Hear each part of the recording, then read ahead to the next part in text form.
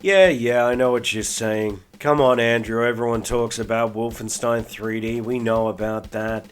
But I have a complete playthrough recorded, and I wanted to use the footage for something. So, here's my opinion on Wolfenstein 3D. If you watched my special on the Jaguar a couple of weeks back, you'll remember the first thing I mentioned was John Carmack talking about the Jaguar in that Edge interview.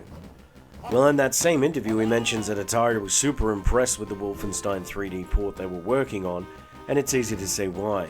Comprising the DOS game we all know and love, with new audio-visual elements, this really is the best version of Wolfenstein I've ever played. What did we get for our money on the Jaguar? Well, 2 new weapons and the aforementioned audio and visual enhancements, of course. I won't break down every single enhancement and addition. I will link to a good article on this in the description, but I will focus on the primary enhancements. You can see just by looking at the footage that the redesigned HUD and sharp textures really stand out and look great even when you walk right up to them. The weapon sprites are also much cleaner, and the audio is crystal clear. The first time I heard the door opening clank, I really felt the CD quality audio marketing spin Atari used to sell the Jaguar. What does this mean for the player? Simply a totally overhauled, cleaned up and much nicer game of Wolfenstein 3D. It's very comfortable to play with the Jaguar pad, with easy access to saving your game and accessing the brilliant map from the keypad. Weirdly, option cycles weapons, which is fine, but a missed opportunity to use the keypad in my opinion. Let's talk about the flamethrower and the rocket launcher.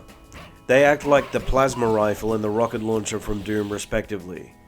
The flamethrower is the star of the show, being a wicked death-dealing powerhouse, while the rocket launcher is okay, but I only really found it useful on bosses. I'm not going to break down too much what Wolfenstein plays like, as if you haven't played it by now that would be odd, but I'll break it down in a condensed manner. It's the precursor to Doom. You run around castles and labs and shoot Nazis and zombies and collect treasure and find secrets hidden around in push walls. These are my favourite part of the game. It's extremely satisfying to find all of the push walls in a level and complete it 100%. Once you're done rogering about the place, blasting Fritz, you end up facing off ultimately with Hitler himself and single-handedly taking down the Reich. Not bad for a couple of hours of work. This is my only complaint with Wolfenstein 3D. If you're reasonably good at the game, it can be finished in around 2 hours, more if you're trying to find every last secret. So it's not remarkably long.